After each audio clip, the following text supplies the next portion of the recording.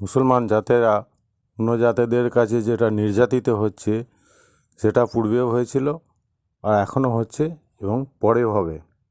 এর জন্য দায়ী অন্য কেউ নয়, এর জন্য দায়ী ওরা নিজেরাই, মুসলমান জাতিদের নিজেদের গোঁয়ার্তুমির জন্য। কারণ সমগ্র বিশ্বে জনসাধারণরা যেভাবে সভ্যভাবে চলাফেরা করে, আচরণ করে, এরা সেভাবে চলতে চায় না। এরা চলতে চায় শুধু মন গড়া গোঁয়ার্তুমি, সেই পথ অবলম্বন করে চলতে চায়। এই পথগুলো হচ্ছে আলেমদের নির্দেশিত পথ ছাড়া অন্য কিছু নয়। আর এই আলেমদের পথগুলো, এগুলো মানব জাতির যে স্রষ্টা, সেই স্রষ্টার নির্দেশিত পথ নয়। সারা বিশ্বের সমগ্র মানব জাতির যেটা নির্দেশিত পথ সেটা একটাই। সেই একটা পথকে অ্যাভয়েড করে নিজেদের গোঁয়ার্তুমি, নিজেদের আলেমদের যে ধোঁকাবাজি পথ, সেই পথগুলোকে তারা বেছে নিয়েছে। যে পথটা আলেমরা নিজেদের মন গড়া বানিয়েছে মানুষকে ধোঁকা দেওয়ার জন্য। এরা শুধু বেশি ভয় দেখায় কোনটাকে, যেটাকে বলে যে নামাজ, 5 ওয়াক্ত নামাজ না পড়লে দাফন কাফন করতে যাব না। অ্যাকচুয়ালি যদি সঠিকভাবে স্রষ্টার বিধানটাকে যদি পড়েন তাহলে বুঝে নেবেন যে ওদের তোয়াক্কা করার কোনো প্রয়োজন নেই। স্বয়ং স্রষ্টা দাফন কাফনের বিষয়ে কোরআনে উল্লেখ করে দিয়েছেন অনেকভাবেই, যেটা হাবিল কাবিল নামে পরিচিত। সেটা এর মৃত বডির যে বায়ু দূষণটাকে সেটা কিভাবে গোপন করব। যেখানে কাক মরে গেলে বহু কাক জমা হয়ে যায়, কিন্তু সেই কাক জাতেরাই একমাত্র জমা হয়, অন্য কোনো জাত মরে গেলে অত জমা হয় না। সেই কাককে একটা কাকে মাটি খনন করে তাকে বায়ু দূষণ থেকে মুক্ত করেছিল, অর্থাৎ যেটাকে দাফন বলা হয়। সেখানে কাবিল নামে পরিচিত যে সে ব্যক্তি কি আফসোস করেছিল যে হায়, আমি এই সামান্য একটা ছোট নিরীহ প্রাণী কাক যেটা করলো সেটা আমি করতে পারলাম না। কিন্তু এখন মানুষরা কেউ মারা গেলে কী করছে, দুনিয়ার লোকে ফোন করে জড়ো করছে, এক জায়গায় করে সবাই সমবেত হয়ে তাকে দাফন কাফন করছে, এটাকে কী পূর্ণ হয় ভাবে। কিন্তু অ্যাকচুয়ালি ওই দাফনের বিষয়ে দাফন করতে গেলে অত মানুষের প্রয়োজন হয় না। কাক একটা ক্ষুদ্র প্রাণী, সে একটা অন্য কাককে নিয়ে গিয়ে দাফন করতে পারে, কিন্তু মানুষ যদি 50, 60, 70, 80, 1 কুইন্টাল ওজন হয়, তাকে 5 জন, 6 জন, 7 জনের প্রয়োজন হয়। তাই বলে এই নয় যে দুনিয়ার মানুষকে জড়ো করে এক জায়গায় করলে পূর্ণ মান হবে, সে জান্নাতের দরজা তার জন্য খুলে দেবে। এগুলো ভ্রান্ত ধারণা ছাড়া অন্য কিছু নয়। কারণ হিন্দুরা কী করছে, একটা শ্মশানের মধ্যে নিয়ে গিয়ে সেখানে লক্ষ লক্ষ মানুষকে সেখানে অন্তিম সংস্কার করছে। সেগুলো কি ঠিক হচ্ছে না? সেগুলো ঠিক হচ্ছে। মরুদেশে কি গাছপালা নেই? মরুদেশে গাছপালা বৃক্ষ না থাকার জন্য সেখানে মাটিতে সব জাতের লোকেরা মাটিতে মৃত দেহটাকে অন্তিম সংস্কার করে, অর্থাৎ তাদের। কিন্তু মুসলমানরা কী করছে, সেটাকে গোসল মানে কি স্নান করাচ্ছে, স্নান করানোর পরে আবার অজু দিচ্ছে। অজুটা কি? অজুর মানেটা পিছনে ভিডিওতে আছে, আমি বলছি না, বড় হয়ে যাবে। অজু মানে ওইভাবে অজু নয়। বা তাকে আতর দিয়ে, সুমা দিয়ে বিভিন্নভাবে তাকে আবার কাফন পরানো হচ্ছে। এই অজু করা, কাফন পরানো, জানাজার নামাজ, এগুলো কোরআনে উল্লেখ করা নেই। মৃত ব্যক্তি জানাজার নামাজে দাঁড়াবে না, কবরের পাশে দাঁড়াবে না, এগুলো লেখা আছে ঠিকই, কিন্তু ওগুলো বিকৃত করা আছে। পিছনে ভিডিওগুলো পরিষ্কার করা আছে, দেখে বুঝে নেবেন। আল্লাহ বলছে পৃথিবীতে যত প্রাণী আছে সবাই আমার উম্মত। যত প্রাণী আছে যারা দুটো ডানার সাহায্যে উড়ে বেড়ায়, আকাশে উড়ে বেড়ায়, সেগুলো আমার উম্মত। কোরআনে অন্য একটা সূরায় বলছে যে আমি তোমাকে মাটি থেকে সৃষ্টি করেছি, যেটা মানুষকে বলছে। আবার এই মাটির মধ্যে নিয়ে নিচ্ছি, পুনরায় আবার এই মাটি থেকেই পুনরায় আবার সৃষ্টি করব, অর্থাৎ পুনরুত্থিত করব কিংবা পুনর্জন্ম ঘটাবো। তাহলে প্রত্যেকটা তার উম্মতকে মাটি থেকে, শুধুমাত্র মানুষকে মাটি থেকে সৃষ্টি করেছে বলছে, সূচনা করেছে মানুষকে, মাটি থেকে সৃষ্টির সূচনা তৈরি করেছে। আর মাটি থেকে তৈরি করেছে, মাটিতেই যে তৈরি করেছে সে মাটিতেই নেবে বলে দিয়েছে, সে ওয়াদা করেছে কোরআনে। এটা তো এই আয়াতটাকে তুলে ফেলতে পারবে না কেউ। সে মাটি থেকে সৃষ্টি করেছে, মাটিতেই পুনরায় নিয়ে নেবে, তারপরে আবার যখন প্রয়োজন হবে সে মাটি থেকেই আবার পুনরুত্থিত করবে কিংবা পুনর্জন্ম করবে। এই কর্মটা আছে স্বয়ং স্রষ্টা নিজে দায়িত্ব নিয়েছে। মানুষের এখানে চালাকি পাকামো করার কোনো দরকারই নেই। তাহলে বাকি মখলুকাতগুলো দাফন কাফন হচ্ছে না কি? কাফনের কথা তো লেখানে দাফন কি হচ্ছে না? না তাদের বায়ু দূষণ থেকে মুক্ত হতে পারছে না কেউ। এটা সামান্য বিয়ের ব্যাপারই ধরুন, বিবাহ যেটাকে বলে, বিবাহ যদি পুরোহিত দিয়ে বিবাহ দেওয়া হয়, তাহলে তাদের ছেলে মেয়েদের যদি বলা হয় কে না যায় ছেলে, হারামি ছেলে যদি বলে, তাহলে তারা কি মেরে চামড়া ফাটিয়ে দেবে? অত সহজ নয়। যারা পুরোহিত দিয়ে বিবাহ অনুষ্ঠান ঘটায়, তারা কী করে, তাদের ছেলেদের নাজায়েজ বললে পরে মেরে চামড়া খুঁড়ে দেবে। তাহলে কি ওটা যদি জায়েজ হয়ে থাকে, অর্থাৎ বৈধ হয়ে থাকে, তাহলে এই বাকি যে মানুষগুলো, মুসলমানদের ঘাড়ি বলছি আমরা, তারা যে দেশে বাস করে, যে রাজ্যে বাস করে, যে রাষ্ট্রে বাস করে, সে রাষ্ট্রের সংবিধান অনুযায়ী চলার কথা স্বয়ং ওনাদের যে নবী মোহাম্মদ তিনি নির্দেশ দিয়ে দিয়েছেন। যদি না বুঝতে পারেন, পরে ভিডিওতে আমি হাদিসে বলে দেবো কোথায় লেখা আছে। যে রাষ্ট্রে বাস করবে, সে রাষ্ট্রের নিয়ম অনুযায়ী চলতে হবে তাকে। তাই যদি হয়, তাহলে পুরোহিতটাকে চেঞ্জ করে দেখুক না কেন, ওদের পুরোহিত দিয়ে বিবাহ অনুষ্ঠান সম্পন্ন করুক, তখন তার বেলায় গোয়ার্তি ফোনা করবে। এটা মুসলিমদের মৃত বডি যদি শ্মশানে নিয়ে যায়, তার ডেথ সার্টিফিকেট নিয়ে গিয়ে তারা আনন্দের সঙ্গে সেটাকে অন্তিম সংস্কার করবে।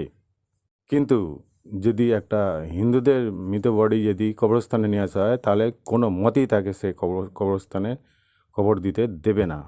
একটা মুসলমান যদি হিন্দুদের যে কোনো তীর্থস্থানে বা পূজার জায়গায় যদি সে পূজা করতে যায়, তারা আনন্দের সঙ্গে তাকে গ্রহণ করে নেবে। কিন্তু একটা হিন্দু যদি মসজিদে এসে ঢুকে নামাজ পড়তে যায় অজু না করে, তাকে কোনো মতেই নামাজ পড়তে দেবে না, বার করে দেবে। এগুলো গোয়ার্তি ছাড়া অন্য কিছু নয়। ওদের ছেলে মেয়েদেরও তো বাচ্চা কাচ্চা হয়, ওরা কি মায়ের পেট থেকে ভূমিষ্ঠ হলে কানে আল্লাহু আকবার বলে আজান দেয় না। ওদের ছেলে মেয়েদেরও তো নামকরণ হয়, ওদের নামকরণের সময় কি ছাগল গরু কেটে আকিকা করে? এটা করে না। যেটা মুসলিম ছাড়া অন্য সমাজের কথা বলছি আমি, মধ্যে নামকরণ হয়, তারা ওই রকম নিরীহ পশুগুলোকে কেটে নামকরণ করে না। এগুলো কি স্রষ্টার গ্রন্থ, যেটা একটাই গ্রন্থ আছে শুধুমাত্র মুসলমান জাতের মধ্যে, একটাই হচ্ছে স্রষ্টার গ্রন্থ, যেটা নাজিলকৃত গ্রন্থ, সেটা হচ্ছে আল কোরআন। আর বাকি শরীয়তের যারা মুসলিমদের যা বিধানগুলো মেনে চলে, প্রচলিত যে বিধানগুলো জন্মের শুরু থেকে আর মৃত্যু পর্যন্ত, টোটাল সমস্ত বিধানগুলো এই কোরআন বিরুদ্ধ। আমি জোর গলায় বলে দিচ্ছি, এইগুলো কোরআন বিরুদ্ধ। যদি কারো ক্ষমতা থাকে, সে পড়ে ভালো করে দেখে নিতে পারে। আর বাংলা ভাষায় পড়বে কিভাবে? বাংলা হিন্দি যেভাবেই পড়ি, ইংরাজি, মেন তো আলেমরা তো ওগুলোকে বিকৃত করে নিজেদের ইচ্ছা মতো করে রেখে দিয়েছে পেটে আগুন ভরার জন্যে। আর এই সাধারণ মানুষগুলো এতই বোকা, এতই মাথা মোটা, যে এগুলোকে রিসার্চ করে দেখেও না, এগুলো ভুল লেগে আছে, সঠিকটা কী সেটাও তারা উদ্ধার করতে পারে না। এগুলো অ্যাকচুয়ালি ঢিলেমি ছাড়া অন্য কিছু নয়। এদের নিকৃষ্ট বিধানের মধ্যে কিছু কিছু আমি বিষয় উল্লেখ করছি, বুঝতে সহজ হবে সবাইকারই। যেমন বিবাহ বিবাহ বিবাহ যখন একটা পুরুষের সঙ্গে নারী যখন বিবাহ ঘটায়, তখন কী করে, একটা মাওলানাকে ডেকে নিয়ে এসে কলমা পড়ানো হয়। সেই কলমাটা কোরআনের মধ্যে কোথাও লেখা আছে? ওটা লেখা নেই। কোরআনে লেখা আছে ইঙ্গিতে বিবাহের কথা, ইঙ্গিতে। কিন্তু এরা কী করে, লোকজন জুটিয়ে আনন্দ উৎসব করে সবাইকে জানিয়ে, আরে বাবা ওটা তো বংশ বিস্তারের জন্য, অন্য কিছু নয় তো। সে যখন বংশ বিস্তার হয়, তখন কেন ডেকে নিয়ে এসে দেখায় না? তখন ওই নারীর বিয়ে হয়, নারী পুরুষের, তখন নারীর যখন বাচ্চা হয়, তখন তো দেখায় না সবাইকে ডেকে নিয়ে এসে, যে দেখো আমার স্ত্রীর যে উদ্দেশ্যে আমি বিবাহ করেছিলাম, সেই উদ্দেশ্য সম্পূর্ণ হলো, অর্থাৎ বংশ বিস্তারের জন্য, অর্থাৎ উত্তরসূরি বজায় রাখার জন্য, সেটা আমার সম্পূর্ণ হলো। দেখো সবাই আমার বিবির বাচ্চা হচ্ছে। এগুলো তো দেখায় না। এগুলো চালাকি ছাড়া অন্য কিছু নয়। এটা কি জানে যে বিয়ে করা মানে মজা ফুর্তি করা, আর অন্য কিছু নয়। এটা ছাড়া অন্য কিছু বোঝে না। বিয়ের অনুষ্ঠানে তো মজা ফুর্তি করবে, রাত্রে সেটাকে নিয়ে মজা ফুর্তি করবে। এগুলো সব নাজায়েজ, এগুলো হচ্ছে নোংরামি কাজকলাপ, অন্য কিছু নয়। তারপরে যখন ভূমিষ্ঠ হয়, সঙ্গে সঙ্গে কী হলে কানে তার আজান দিতে হবে। অন্য কোনো আওয়াজ না শুনিয়ে কানে আজান দিতে হবে। আজানটা কি? আজান হচ্ছে রাষ্ট্রপতি ঘোষণা। ওখানে কি রাষ্ট্রপতি ঘোষণা হচ্ছে? আজানটা কী হচ্ছে? আল্লাহ আকবার, আল্লাহ আকবার বলে চিল্লাচ্ছে সেখানে কানের গোড়ায়। বাচ্চাটা কি বুঝবে, কি শুনবে? তার বোঝার ক্ষমতা আছে, সে বুঝবে। আল্লাহ আকবার কথাটা কোরআনে কোথায় আছে? আমি গ্যারান্টি দিয়ে 100% গ্যারান্টি দিয়ে বলছি, কোরআনে 6400 450 অধিক আয়াত আছে, কিন্তু এখানে একটা আয়াতের মধ্যেও আল্লাহ আকবার কথাটা কোথাও রচনা করে নি, আল্লাহ লেখাও নেই, কেউ দেখাতে পারবে না, এটা আমার গ্যারান্টি। এরপরে 7 দিন যখন বয়স হয়ে যাবে সেই বাচ্চার, তার কী হয়, নামকরণ করা হয়। এটাকে আঁকিকা বলে। নামকরণ করে সেটা নিরীহ ছাগল গরু কেটে তাকে আঁকিকা করে। তাহলে অন্য সম্প্রদায়েরও তো মানুষদের বাচ্চা হয়, নামকরণ করে। তারা কি ওই নিরীহ ছাগল গরু কেটে তাকে নামকরণ করে? এগুলো মন গড়া গোঁয়ার্তুমি ছাড়া অন্য কিছু নয়। আবার মেয়ে হলে, মেয়েরা যেই একটু বড় হয়ে গেল তাকে হিজাব পরিয়ে দিল, বোরকা পরিয়ে দিল। আরে বাবা, এই হিজাব বোরকাটা কোরআনে কোথাও লেখা নেই, আমি গ্যারান্টি দিয়ে বলতে পারি। যদিও বা লেখা থাকে, সেটা ভুল ব্যাখ্যা করে বলে মাওলানারা। যেটা লাহুল হাদিস থেকে, কোরআন ছাড়া বাকি যতগুলো মানে গ্রন্থ আছে, পুস্তক আছে, সবগুলি হচ্ছে শয়তানি গ্রন্থ। ওটা শুধুমাত্র আলেমদের পেট ভরানোর জন্য, অন্য কিছু নয়। ছেলেরা যেই বড় হয়ে গেল তাকে মসজিদে নিয়ে চলো, 5 ওয়াক্ত নামাজে পাবন্দি করো। এই ছেলেদের কী করে, জুব্বা পরে দেয়, লম্বা লম্বা পাঞ্জাবি, গোড়ালির উপরে মানে বা কাপড় পরো, গোড়ালির উপরে টাকলো যেটাকে বলে ওরা, টাকলোর উপরে কাপড় পরো, মাথায় টুপি দাও, দাড়ি রাখো, আর একটু বড় হলে গোঁপটাকে ছেঁটে রাখো, দিনের মধ্যে 5 বার গিয়ে মসজিদে গিয়ে অঙ্গভঙ্গি করো, যেটাকে নামাজ বলে। অ্যাকচুয়ালি নামাজ বলতে ওটা নামাজ নয়, নামাজ নয়। নামাজ মানে, নামাজটা হচ্ছে অ্যাকচুয়ালি সলা, যেটার সঙ্গে আল্লাহর জ্ঞানের সঙ্গে মানুষের জ্ঞানের কানেক্ট আছে, যেটা জ্ঞানের সঙ্গে জ্ঞানের যোগাযোগ করে সেই জ্ঞানটাকে মানুষের হৃদয়ের মধ্যে প্রবেশ করিয়ে নিয়ে সেই অনুযায়ী চলা, আল্লাহর নির্দেশিত পথ অনুযায়ী চলা, ঈশ্বরের স্রষ্টার নির্দেশিত পথ অনুযায়ী চলা, সেটাকে কানের মধ্যে ঢুকিয়ে ব্রেনে নিয়ে ধমনির মধ্যে অনুধাবন করিয়ে নিয়ে সেই অনুযায়ী চলাটার নামই হচ্ছে সলা, যেটা সর্বক্ষণিক নামাজ সূরা মারিজের 23 নম্বর আয়াতে লেখা আছে। কিন্তু এই মসজিদে গিয়ে 5 বার গিয়ে অঙ্গভঙ্গি করা নামাজ, এগুলো নয়, এগুলো মিথ্যা, এগুলো ভণ্ড। দাড়ি রাখা কোরআনে লেখা নেই, গোঁপ ছাটা কোরআনে লেখা নেই, টুপি মাথায় দেয়, এগুলো কোরআনে লেখা নেই, বোরকা হিজাব মেয়েদের, এগুলো সব কোরআনের মধ্যে নেই। আমি গ্যারান্টি দিয়ে বলছি, আপনারা যাচাই করে দেখে নিতে পারেন। তারপরে শুক্রবারে জমায়েত করে সবাইকে একসঙ্গে করে নিয়ে নামাজ পড়ে প্রত্যেক ফ্রাইডেতে, এগুলো কোরআনের মধ্যে এভাবে লেখা নেই। ফ্রাইডে মানে জুম্মা নয়, জুম্মা মানে হচ্ছে সমাবেশ। সেটা যে কোনো সময় যে কোনো মুহূর্তে হতে পারে, যেটা হচ্ছে ঈশ্বরের বাণীটাকে মানুষের কানে শুনিয়ে দেওয়া, এটাই হচ্ছে সমাবেশ করে শুনিয়ে দেওয়া, এটা হচ্ছে জুম্মা, অন্য কিছু নয়। আর ফ্রাইডে বা শুক্রবার সবাইকে জড়ো করে রাস্তা মানে আবদ্ধ করে রাস্তার যে গাড়ি চলাচল বন্ধ করে নামাজ পড়ানো, এগুলো হচ্ছে একদমই সম্পূর্ণ ধর্মবিরোধী কাজ। তারপরে ঈদ উল ফিতর, যেটা ঈদের সময়, ঈদ উল ফিতর কথাটা কোরআনে কোথাও লেখা নেই, আমি গ্যারান্টি দিয়ে বলছি, ঈদ উল ফিতর কোরআনে কোথাও লেখা নেই। তার আগে যে পাকস্থলী রোজা রাখছে, এই পাকস্থলী রোজাটাও কোরআনে কোথাও লেখা নেই।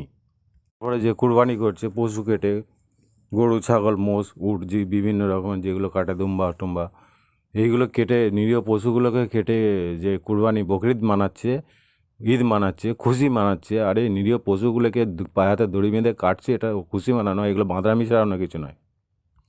এটা তো তার দুঃখের বিষয়।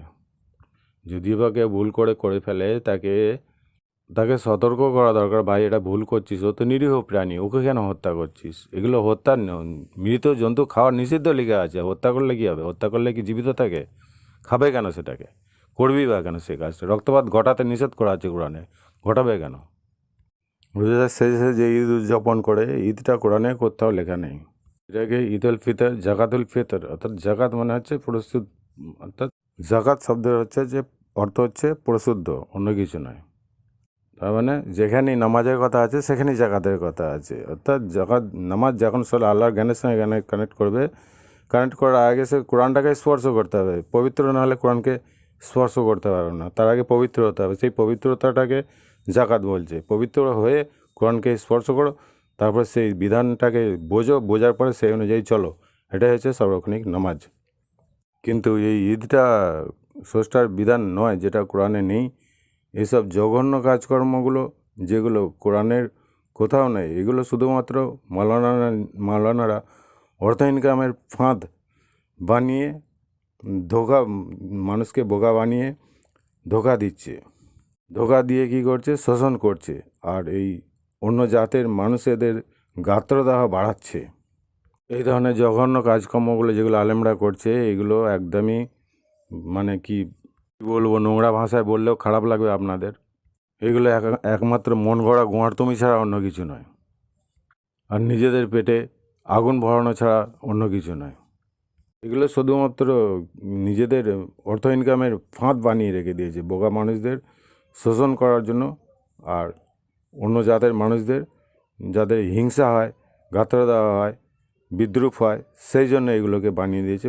মুসলমানদের প্রচলিত যে টোটাল বিধানগুলো কোরআনের বিরুদ্ধে ছাড়া অন্য কিছু নয়, যেটা সাধারণ মানুষগুলো কোরআন পড়ে ভেবে দেখে না। দেখবে কীভাবে? দেখার মতো কোরআনের মানেগুলো দেখার মতো, যে কোরআনের যে ভাষাগুলো, মানের ভাষাগুলো, যে কোরআনের যে ব্যাখ্যা করেছে, বাংলা হোক, ইংরেজি হোক, হিন্দি হোক, সেই ভাষাগুলোকে তো বিকৃত করে রেখে দিয়েছে। কীভাবে বুঝবে? মানেগুলোকে নিজেদের সুবিধার মতো ভুল লিখে রেখে দিয়েছে, যেটা সাধারণ মানুষদের বোঝাটা সাধ্যের বাইরে, যার জন্য যাতে যাতে এত লড়াই দাঙ্গা, জঘন্য কাজ কারবারের জন্য মুসলিম জাতিদের মানুষদেরকে অন্য জাতের লোকেরা মেনে নিতে পারছে না। প্রকৃতভাবে এগুলো যদি সমাধান করতেই হয় একান্তই, যদি কেউ সমাধান, যদি কোনো মানুষের, সব মানুষেরই করা, এগুলো ভাবা দরকার এবং সমাধান করার চেষ্টা করাও দরকার। সেগুলো সমাধান করতে গেলে কী করতে হবে? স্রষ্টার যেটা বিধান, সেই বিধানটাকে ভালোভাবে বুঝে বুঝে পাঠ করা দরকার, আর সেই অনুযায়ী চলা দরকার। কিন্তু এরা স্রষ্টার বিধানটাকে বুঝে পড়বে কি? ভালো করে রিসার্চ করে দেখারও এদের সময় নেই। এই মাথামোটা আলেমগুলো, যেগুলো নিজেদের পেটে আগুন ভরার জন্যে, নিজের স্বার্থসিদ্ধি লাভের জন্য যেগুলো ভুল ব্যাখ্যা করে রেখে দিয়েছে, যেগুলো তাদেরকে ভুল ব্যাখ্যা শেখাচ্ছে, আর যেগুলো তারা শুনছে সেভাবেই কাজ করছে, পুরোপুরি তাদের ওপর নির্ভর করে বসে আছে। আমি বলতে চাইছি, এভাবে চুপচাপ বসে না থেকে, না মেনে, না শুনে, না চোখ কান বুঝে, নিজেদের জ্ঞান বুদ্ধি আল্লাহ দিয়েছে, ঈশ্বর দিয়েছে, স্রষ্টা দিয়েছে, সেই জ্ঞান বুদ্ধিগুলো কাজে লাগান এবং মানেটাকে ভালো করে বুঝুন। যে বাংলা মানে, ইংরেজি মানে, হিন্দি মানে, উর্দু মানে, যে ভাষাতেই মানে করুক না কেন, সেই একই মানে, যেটা হচ্ছে সৌদি আরবের ম্যাথোলজি, যেটা ইনকামের, যেটা মরু দেশের, সেখানে কোনো ফসল কোটাও হয় না, তারা এইভাবে বিকৃত করে, এইভাবে ধান্দা বিজনেস চালিয়ে মানুষকে ঠকিয়ে তারা ধনী হয়ে যাচ্ছে। কিন্তু আমাদের দেশের লোকেদের ওটা প্রয়োজন হয় না। ওগুলোকে যাচাই করা দরকার আছে, ওগুলোকে রিসার্চ করা দরকার আছে, রিসার্চ করতে হবে, রিসার্চ কেন্দ্র খুলতে হবে, নিজেরাও চেষ্টা করতে হবে রিসার্চ করতে। তাহলেই ওরা ধরা পড়ে যাবে যে আলেমরা কীভাবে বিকৃত করে মানুষকে ধোকা দিচ্ছে এবং অন্য জাতির সঙ্গে আরেকটা জাতির সঙ্গে লড়াই লাগিয়ে দিচ্ছে, দাঙ্গা লাগিয়ে দিচ্ছে, ফাসাদ লাগিয়ে দিচ্ছে। এইগুলোকে মানুষকে বোঝার দরকার। যদি না বোঝে, ওই চোখ কান বুঝে মার খেয়ে মরে যাবে, জাহান্নামে চলে যাবে। সেই আচরণগুলো করবে যেগুলো নিষিদ্ধ আচরণ, ঈশ্বরের নিষিদ্ধ আচরণ। সমস্ত বিধানগুলি, টোটাল মুসলিমদের যত বিধান আছে, জন্ম থেকে মৃত্যু পর্যন্ত, মৃত্যু শেষ পর্যন্ত, জন্মের আগে থেকে, সব বিধানগুলি স্রষ্টার বিধানের বিরুদ্ধ। আমি এটা চ্যালেঞ্জ করে বলতে পারি। সবাইকে আমি অনুমতি দিচ্ছি, সবাই এগুলোকে রিসার্চ করে দেখবেন এবং সেই অনুযায়ী চলবেন। তাহলে দেখবেন কোনো সমস্যা বা দাঙ্গা হাঙ্গামা, অশান্তি, বিবাদ কিছুই হবে না। সব জাতের লোকেরাই তখন ভালোবাসবে যে না, এরা খুব ভালো জাত। কিন্তু এমনই একটা নিকৃষ্ট আচরণ, যেগুলো বিধানগুলো মেনে যাচ্ছে, যেগুলো ইবলীসের বিধান, এক কথা আমি বলতে পারি, সেগুলো মেনে যাচ্ছে, যার জন্য ওরা কেউ মেনে নিতে পারছে না। টোটাল বিধানগুলো ইবলীসের বিধান, অন্য কিছু নয়। যেগুলো শয়তানি বিধান, যেটা হচ্ছে নাস্তিকী বিধান। নাস্তিক, হ্যাঁ, আকিকা করার সময় পশু হত্যা করা, কুরবানি বকরিদের সময় পশু হত্যা করা, তারপরে এই জুবা পরা, বোরকা পরা, এইগুলো কি? এগুলো একদম দেখতে কেমন লাগে? এগুলো আগে নিজেরা দেখবেন। আতঙ্কবাদী, হাতে তলোয়ারটা দিলে মনে হয় আতঙ্কবাদী একটা।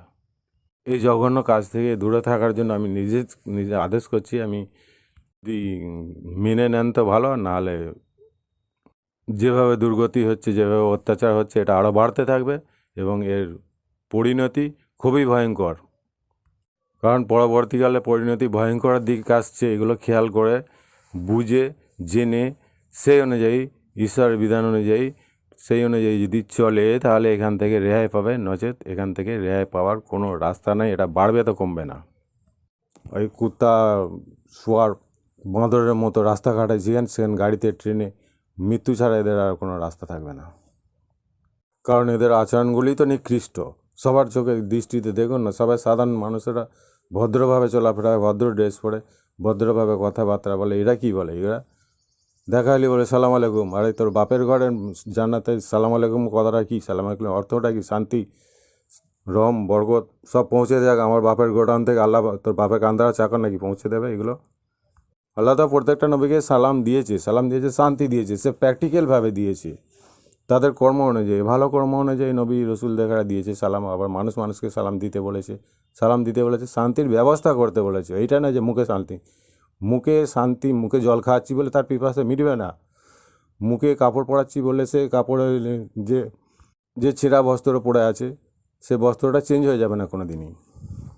যে কোনো কথা মুখে বললে হয় না, কর্মে তাকে বাস্তবায়ন করে দেখাতে হবে, নাহলে ওগুলো মুখের কথা কোনো কিছু কাজ হয় না। আমি তোমাকে খাবার খাওয়াচ্ছি, যদি আমি মুখে বলি আমি জল খাচ্ছি, আমি ভাত খাচ্ছি, আমার ক্ষুধা মিটবে না, আমি ভাত খাচ্ছি বললে ক্ষুধা মিটবে? খেতে হবে। আমি জল খাচ্ছি বললে আমার পিপাসা মিটবে? তোমাকে জল খাওয়াচ্ছি বলে তোমার পিপাসা মিটবে? জলটা তোমাকে খাওয়াতে হবে, জলটা এনে দিতে হবে। তো জল খাওয়ানোর বদলে যদি বিষ খাইয়ে দাও তাহলে পিপাসা মিটবে কি? সে তো মৃত্যুবরণ করবে। মুখে বলছে জল খাওয়াচ্ছি, অথচ ভেতরে বিষ ঢুকিয়ে দিচ্ছ, থামসাপের ভেতরে বিষ ঢুকিয়ে মেরে দিচ্ছে, মা ছেলেকে মেরে দিচ্ছে। এগুলো কী হচ্ছে? এগুলো যদি শান্তি, সালাম আলাইকুম বলছে মুখে শান্তি, আরে বাবা মুখে শান্তি আর ভেতরে বিষ ঢুকিয়ে দিচ্ছ, এগুলো কী হচ্ছে? এগুলো নোংরামি, এগুলো জঘন্য কাজ কারবার। মানুষের আসল ধর্ম যেটা আছে মনুষ্যত্ব। সব প্রাণীর মধ্যেই ধর্ম দিয়েছে, যেগুলো গুণ দিয়েছে সেই গুণগুলোকেই যারা, সেই গুণগুলো প্রত্যেকটা প্রাণীর মধ্যে গুণ আছে, বস্তুর মধ্যে গুণ আছে, সেটা হচ্ছে ঈশ্বর প্রদত্ত গুণ, মানুষের নয়। মানুষের মধ্যে গুণ দিয়েছে যেটা ঈশ্বর প্রদত্ত গুণ, সেটা হচ্ছে মানুষের সত্তা, মনুষ্যত্ব। প্রত্যেকটা বস্তুর মধ্যে গুণ দিয়েছে, সূর্যের মধ্যে গুণ দিয়েছে যেটা সূর্যের কিরণ, প্রত্যেকটা সবজির মধ্যে গুণ দিয়েছে, লঙ্কার মধ্যে ঝাল দিয়েছে, তেঁতুলের মধ্যে টক দিয়েছে, করলা উচ্ছের মধ্যে তেঁতো দিয়েছে। কেউ কারোর গুণটা পরিবর্তন করে না, কিন্তু মানুষ পরিবর্তন করে ফেলে, যেটা মনুষ্যত্ব সেটা পরিবর্তন করে ফেলে। মনুষ্যত্বটাকে পরিবর্তন করে কি করে? অ্যাকচুয়ালি এই গুণটাই যেটা মনুষ্যত্ব গুণ, সেই গুণটার ওপর নির্ভর করে চলাটাই হচ্ছে মানুষের গুণগান, ঈশ্বরের গুণগান। ঈশ্বর গুণ যে গুণটা দিয়েছে মানুষের সত্তা, সেই মনুষ্যত্ব, মানবিকতা, মনুষ্যত্ব জ্ঞান, সেই জ্ঞান অনুযায়ী চলা হচ্ছে ঈশ্বরের পথে চলা, নির্দেশিত পথে চলা, অর্থাৎ ধর্ম মেনে চলা।